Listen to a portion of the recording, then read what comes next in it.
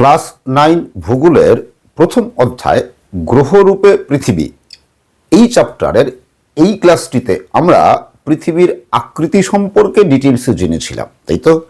যদি এই ক্লাসটি তুমি দেখে না থাকো, আগে এই ক্লাসটি দেখে নিও, এর লিংক ডেসক্রিপশন বক্সে পেয়ে যাবে। আর আজকের ক্লাসে আমরা পৃথিবীর গোলাকার আকৃতির সপক্ষে যে প্রমাণগুলি আছে সেই প্রমাণগুলি সম্পর্কে জানব। এখান থেকে এই অধ্যায় থেকে একটা 5 মার্কসের প্রশ্ন হয়, খুব গুরুত্বপূর্ণ প্রশ্ন। প্রশ্নটা হচ্ছে, দেখো যে পৃথিবীর গোলাকার আকৃতির সপক্ষে প্রমাণগুলি উল্লেখ করো। 5 মার্কসের প্রশ্ন।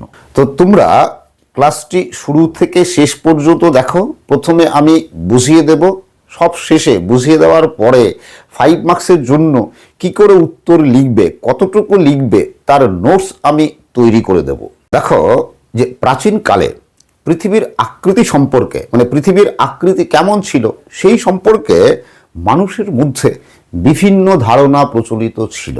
কিন্তু বর্তমানে আমরা বিভিন্ন পরোক্ষ প্রমাণ এবং বিভিন্ন প্রত্যক্ষ প্রমাণের সাহায্যে জানতে পেরেছি যে পৃথিবীর আকৃতি গোলাকার। তো এই কি কি পরোক্ষ প্রমাণ এবং কি কি প্রত্যক্ষ প্রমাণের সাহায্যে আমরা জেনেছি যে পৃথিবীর আকৃতি গোলাকার, সেগুলো এবার আমরা এক এক করে দেখে নিই, চলো। তো প্রথমেই দেখো এই পরোক্ষ প্রমাণ। তোমরা মনে রাখবে এই প্রশ্নের উত্তরে 5 মার্কসের প্রশ্নের জন্য 5 মার্কসের প্রশ্নের উত্তরে যদি পরোক্ষ এবং প্রত্যক্ষ প্রমাণ মিলিয়ে 5টা প্রমাণ হেডিং করে বর্ণনা করে ছবি এঁকে লিখতে পারো, তাহলেই কিন্তু ফুল মার্কস 5 মার্কস পেয়ে যাবে। ওকে, তো দেখো প্রথমে এই পরোক্ষ প্রমাণ। পরোক্ষ প্রমাণের প্রথমটা হচ্ছে কি, চাঁদের উপর পৃথিবীর গোলাকার ছায়া। ওকে, দেখো এটা হেডিং করবে 1 নম্বরে, যে চাঁদের উপর পৃথিবীর গোলাকার ছায়া। দেখো যে আমরা সকলেই জানি যে কোনো একটা বস্তুর আকৃতি যেরকম, তার ছায়ার আকৃতিও সেরকমই হয়, তাই কি না? কোনো গোলাকার বস্তুর ছায়ার আকৃতি কি হবে? গোলাকারই হবে। কোনো চারকোনা আকৃতির বস্তুর ছায়ার আকৃতি কি হবে? চারকোনাই হবে, তাই কি না? তো এই যে পৃথিবীর ছায়া কখন হয়, কোথায় হয়? আমরা জানি চন্দ্রগ্রহণের সময়। চন্দ্রগ্রহণের সময় কি হয়? পৃথিবীর ছায়া চাঁদের উপরে পড়ে। আর পৃথিবীর ছায়া যখন চাঁদের উপরে পড়ে তখন চাঁদকে আর আমরা দেখতে পাই না, আর তখনই চন্দ্রগ্রহণ হয়, তাই তো? তো পৃথিবীর ছায়া চাঁদের উপরে পড়ছে। তো চাঁদের উপরে পৃথিবীর যে ছায়া পড়ছে সেই ছায়া দেখতে, দেখো কিরকম, সেই ছায়া দেখতে কি গোলাকার, তাই তো? তাহলে পৃথিবীর ছায়া দেখতে গোলাকার, তাহলে পৃথিবীটাও কি হবে? পৃথিবীটা অবশ্যই কি গোলাকার হবে, তাই তো? তাহলে এর থেকে পরোক্ষভাবে প্রমাণিত হয় পৃথিবীর আকৃতি গোলাকার। এরপর দেখো এই 2 নম্বর বেডফোর্ড লেভেল পরীক্ষা। ওকে, দেখো এই 2 নম্বরটা, এটা কিন্তু আলাদা করে 3 মার্কসের প্রশ্ন হতে পারে যে পৃথিবীর গোলাকার আকৃতির সপক্ষে বেডফোর্ড লেভেল পরীক্ষাটি বর্ণনা করো। 3 মার্কসের প্রশ্ন হতে পারে আলাদা করে। ওকে, দেখো এই বেডফোর্ড লেভেল পরীক্ষাটি কি। দেখো ইংল্যান্ডের একজন বিজ্ঞানী ছিলেন যার নাম আলফ্রেড রাসেল ওয়ালেস। তিনি পৃথিবীর গোলাকার আকৃতি প্রমাণ করার জন্য একটি পরীক্ষা করেন। কত সালে? 1870 সালে। তো এই আলফ্রেড রাসেল ওয়ালেস 1870 সালে পৃথিবীর গোলাকার আকৃতি প্রমাণ করার জন্য যে পরীক্ষাটি করেন সেই পরীক্ষাটি বেডফোর্ড লেভেল পরীক্ষা নামে পরিচিত। ঠিক আছে? তো এই বেডফোর্ড কথাটি কেন এলো? দেখো বেডফোর্ড হচ্ছে ইংল্যান্ডের একটি খাল, একদম স্ট্রেট সোজা একটি খাল। তো পৃথিবীর গোলাকার আকৃতি প্রমাণ করার জন্য এই আলফ্রেড রাসেল ওয়ালেস কি করেন, এই বেডফোর্ড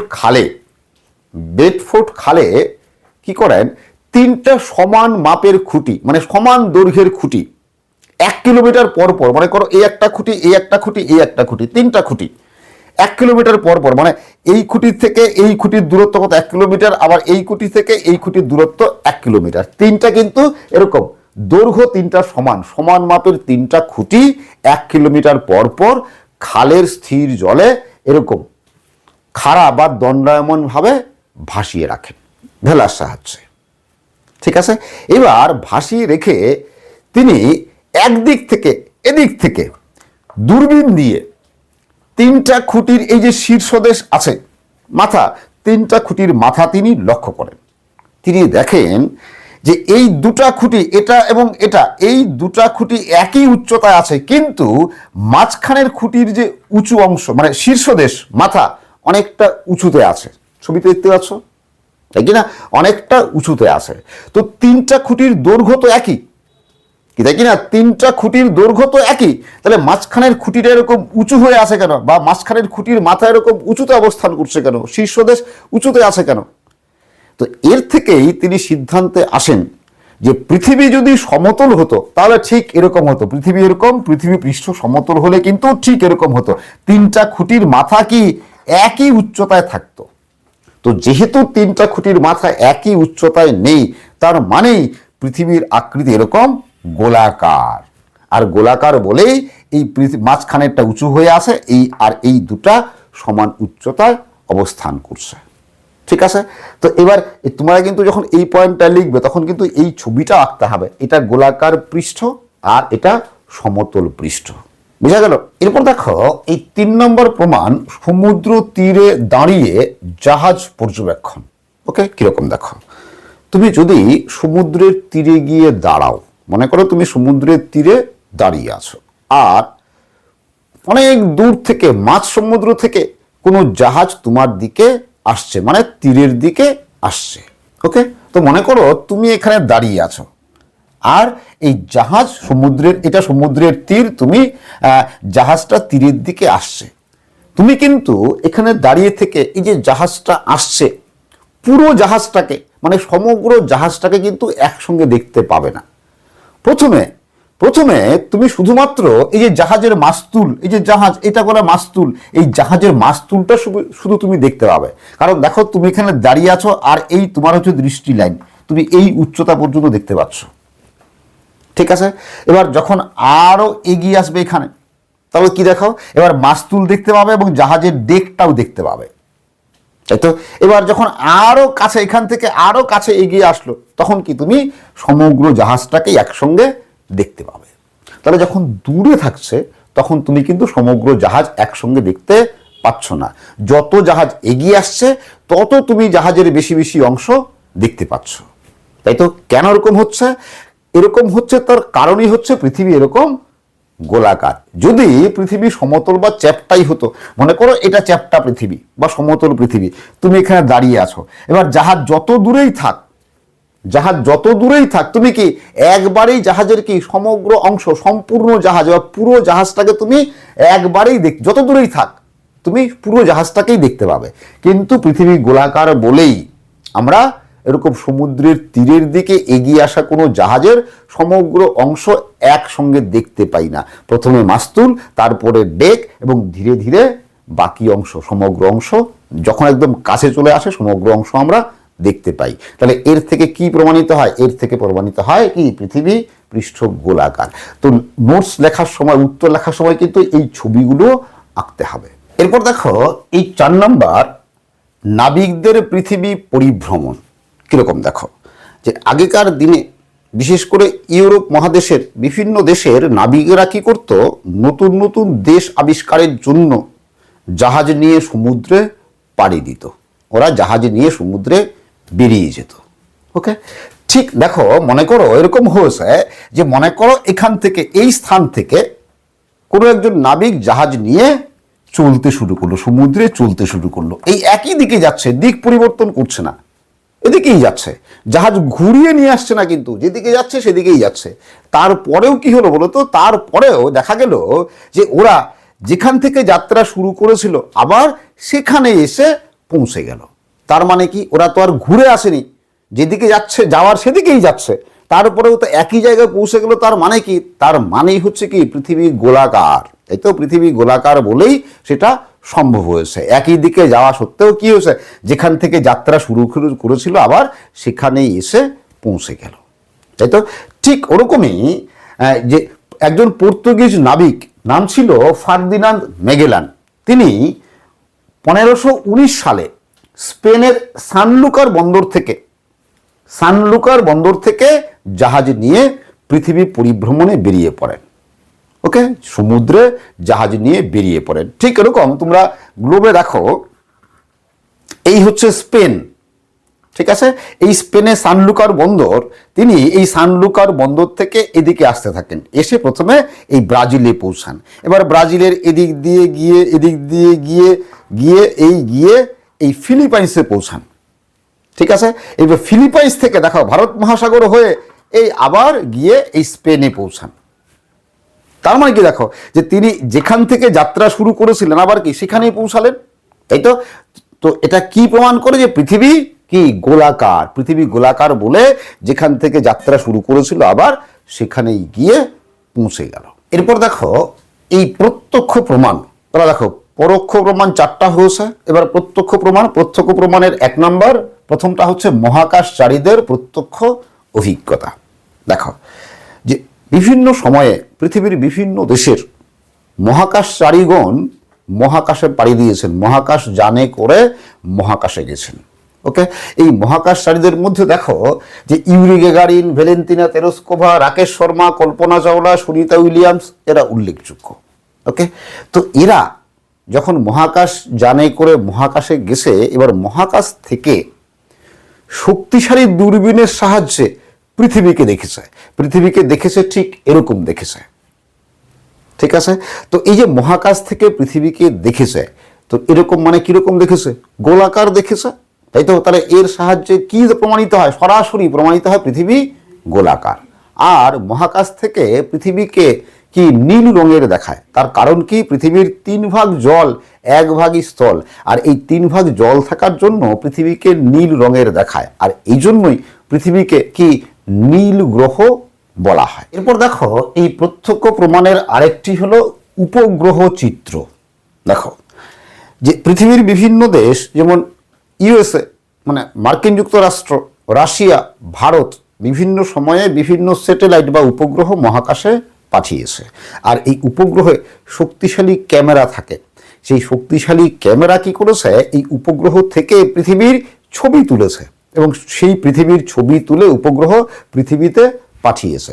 তো এই যে উপগ্রহ যে ছবিগুলো পৃথিবীতে পাঠাচ্ছে, সেই ছবিতে পৃথিবীকে গোলাকার দেখায়, ঠিক এরকম গোলাকার দেখায়। তো এর থেকে কি প্রমাণিত হয়, একদম সরাসরি ডাইরেক্টলি প্রমাণিত হয় পৃথিবী গোলাকার।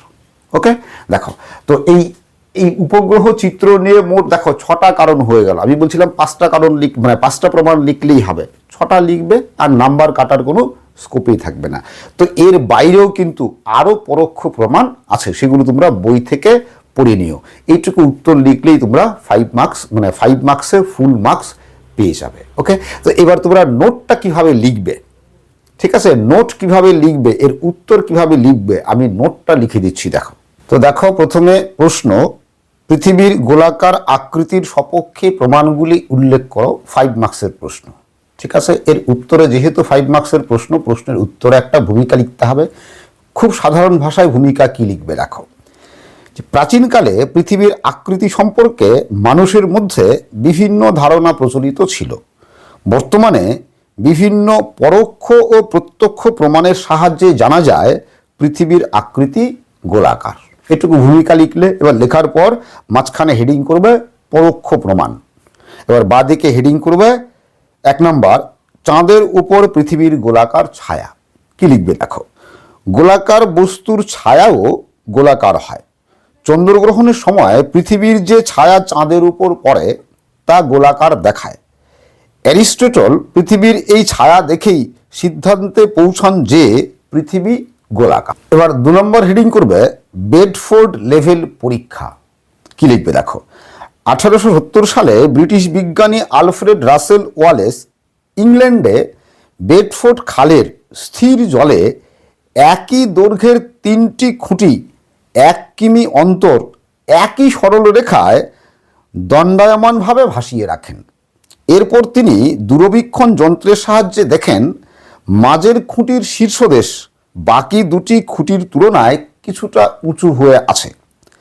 তা দেখে তিনি সিদ্ধান্তে পৌঁছান যে পৃথিবী গোলাকার, কারণ পৃথিবী চ্যাপ্টা ও সমতল হলে 3টি খুঁটির শীর্ষদেশ একই উচ্চতায় থাকত। এরপর 3 নম্বর হেডিং করবে সমুদ্র তীরে দাঁড়িয়ে জাহাজ পর্যবেক্ষণ। দেখো, সমুদ্র তীরে দাঁড়িয়ে তীরের দিকে আগত কোনো জাহাজের সমগ্র অংশ একসঙ্গে দেখা যায় না। প্রথমে মাস্তুল, পরে ডেক এবং ধীরে ধীরে সমগ্র জাহাজকে দেখতে পাওয়া যায়। পৃথিবী গোলাকার বলেই এরকম হয়। পৃথিবী চ্যাপ্টা ও সমতল হলে প্রথমেই সমগ্র জাহাজের সমগ্র অংশকে দেখতে পাওয়া যেত। এরপর 4 নম্বর পয়েন্ট করবে নাবিকদের পৃথিবী পরিভ্রমণ। 1519 সালে পর্তুগিজ নাবিক ফার্দিনান্দ ম্যাগেলান সানলুকার বন্দর থেকে, এখানে স্পেলিংটা ভুল আছে, সানকুলার আছে, তোমরা সানলুকার লিখবে, সানলুকার বন্দর থেকে জাহাজ নিয়ে একই দিকে যাত্রা শুরু করেন এবং সারা পৃথিবী পরিভ্রমণ করে 1522 সালে তিনি পুনরায় সানলুকার বন্দরে ফিরে আসেন। পৃথিবী গোলাকার বলেই তা সম্ভব হয়েছিল। এবার মাঝখানে হেডিং করবে প্রত্যক্ষ প্রমাণ, সাব হেডিং করবে মহাকাশচারীদের প্রত্যক্ষ অভিজ্ঞতা। দেখো কি লিখবে, মহাকাশচারী Yuri Gagarin, Valentina Tereshkova, Rakesh Sharma, Kalpana Chawla, Sunita Williams প্রমুখ পৃথিবীকে প্রদক্ষিণের সময় শক্তিশালী দূরবীক্ষণ যন্ত্রের সাহায্যে দেখেন যে পৃথিবী গোলাকার। এরপরে হেডিং করবে উপগ্রহ চিত্র। বর্তমানে ইউএসএ, রাশিয়া, ভারত থেকে প্রেরিত কৃত্রিম উপগ্রহগুলি থেকে শক্তিশালী ক্যামেরার সাহায্যে পৃথিবীর যে ছবি তোলা হয়েছে তাতে পৃথিবীকে উজ্জ্বল রঙিন গোলাকার দেখায়। তো এইটুকু লিখতে পারলেই তোমরা ফুল মার্কস পাবে, 5-এ 5 পাবে। আশা করি তোমরা বুঝতে পেরেছো। আজকের ক্লাস আমি এখানেই শেষ করছি। তোমরা সবাই ভালো থাকবে, সুস্থ থাকবে। আবার দেখা হবে পরের ক্লাসে।